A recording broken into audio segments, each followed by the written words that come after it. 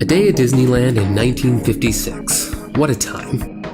Guests would step into the brand new concept of theme park entertainment made realized and be instantly transported into amazing realms of fantasy and adventure. People from all over the world were clamoring to visit and partake in the attractions and uniquely magical events that were unfolding every day at Disneyland. Even in its first year of operation, there was so much to do and see that you'd be hard-pressed to experience everything on just a single excursion.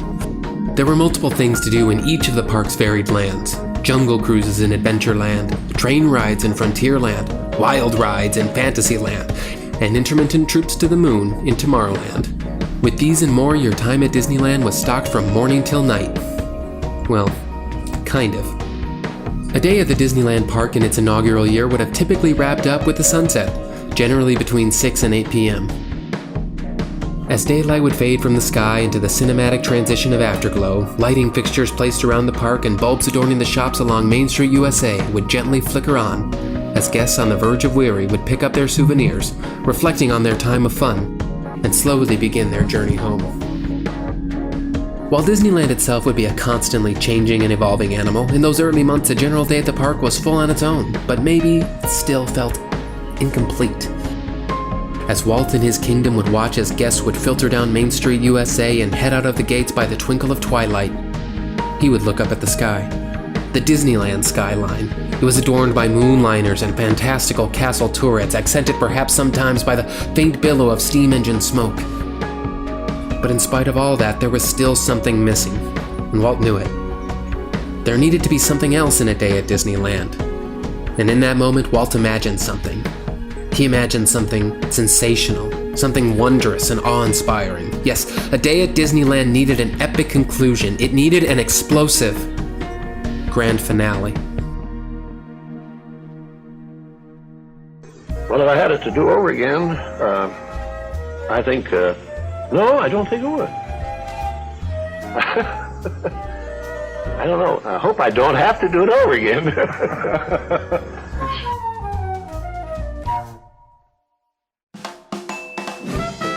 The year is 1956 and a young kid from Tupelo, Mississippi named Elvis Presley is changing our ideas of music and taking over the airwaves.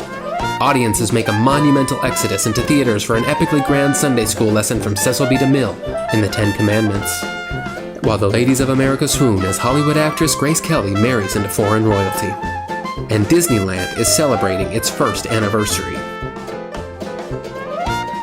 Even within the span of just 1 year, Disneyland was a living and breathing location. Walt himself had once stated that Disneyland would never be completed. It would always be progressing, expanding, and maturing. This was extremely true in the year of 1956. As Disneyland welcomed its 5 millionth guest, new methods of theme park efficiency were introduced or discovered, more attractions were opened, and some were scrapped. As the planted foliage began to root deep and flourish green within the park, even the environment itself was gaining more depth and life. This sentiment was ever true in Frontierland, as right in the middle of what was once stretching acres of California orange groves, there was now the immersive and expansive desert setting of Rainbow Ridge, a wide open yet busy western vista, a persevering town in the middle of the arid desert wilderness. In Frontierland, there was constant movement, mostly via the multiple means of transportation that were available there. You could go by riverboat, mules, mine train, or Conestoga wagon. There was plenty going on in this amazing set piece. And then from the painted pot deserts of Frontierland, it was only a short hop away from the full, lush, and exotic jungles along the banks of a mysterious Adventureland. And likewise, you were a quick walk away from a promising vision of the future in Tomorrowland or an escape into wonder through your favorite Disney stories in Fantasyland. Walt Disney had achieved a full theme immersion as no one had ever accomplished before. As it was intended and designed by bona fide movie makers, it was literally like leaping out of reality and stepping into the full scope of Walt Disney's films. And for every movie you've gone to see, naturally, you would require a ticket of admission. Disneyland was no exception. In those days, Disneyland was being operated by a different ticket system than the kind we are familiar with today. In 1956, your ticket process would begin outside of the gates, where you'd pay a whopping $1 for admission into the park. Then you would need to purchase an additional ticket book that would gain you access to the attractions. A ticket book like this would include 8 attraction admissions and could be purchased for $2.50. These attractions around Disneyland would be categorized by letter, The higher the letter, the higher the thrill or popularity. There were a handful of things that you could do without needing to spend one of your tickets, like perhaps Tomorrowland's The Bathroom of Tomorrow.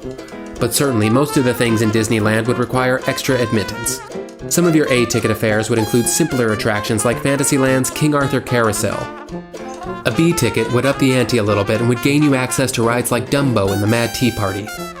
The C ticket was for the hottest spots and would get you on rides like the Autopia Raceway, the Jungle River Cruise, and Mr. Toad's Wild Ride. All of these could be purchased before entering the park, but if you were hasty to get in or needed an additional ride, you could also buy a single ride ticket outside the queue of each attraction for 10, 25, and 50 cents a ticket, respectively. But Disneyland was growing, and it was growing fast. In 1956 alone, Disneyland saw the addition of Tom Sawyer Island, the Davy Crockett Explorer canoes, and Tom Sawyer rafts. The Rainbow Cavern mine train would open and extend the lore of the frontierland town of Rainbow Ridge. The Disneyland sky would become peppered with floating gondolas of color as they introduced the Skyway between Tomorrowland and Fantasyland. And the Astrojets would take flight, circling the cosmos for hours a day at the top of Tomorrowland.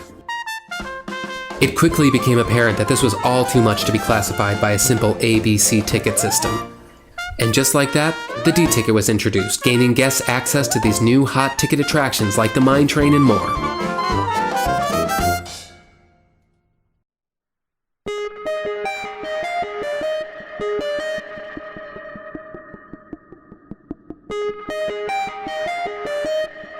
And here we were, with so much opportunity and exploration occurring during the day, there Walt stood, watching his guests exit from a day at Disneyland with much less pomp than they had arrived with.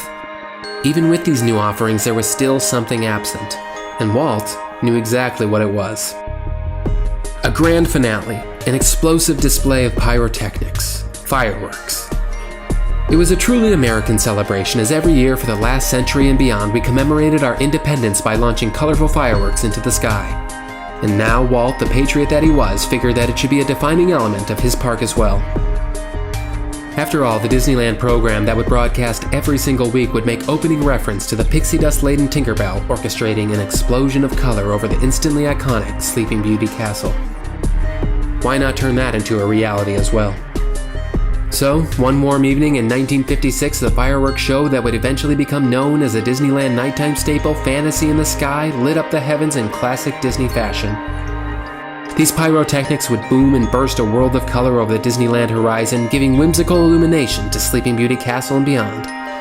These choreographed pops fusing together with musical classics from the Disney catalog were lit by hand at the time, and it all came together to make an extraordinary one-of-a-kind close to a day at Disneyland.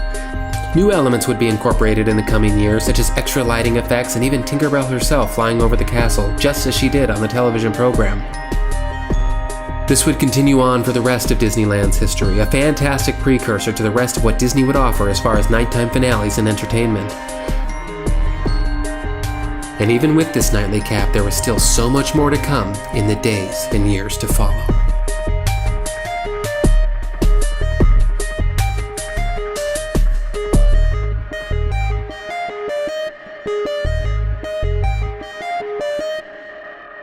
And that, my Explorer friends, was 1956. I must say, looking back at that ticket situation, I wish we could fuse the tickets of then with the tickets of today. We got a lot more history, a lot more videos coming your way soon, so don't forget to subscribe, hit that bell, find us on Facebook, we're on Instagram, there's special content every single day there. Alright, that's all for now. This is Happy Place Explorers, and we'll see you next time in the Happy Place. Bye!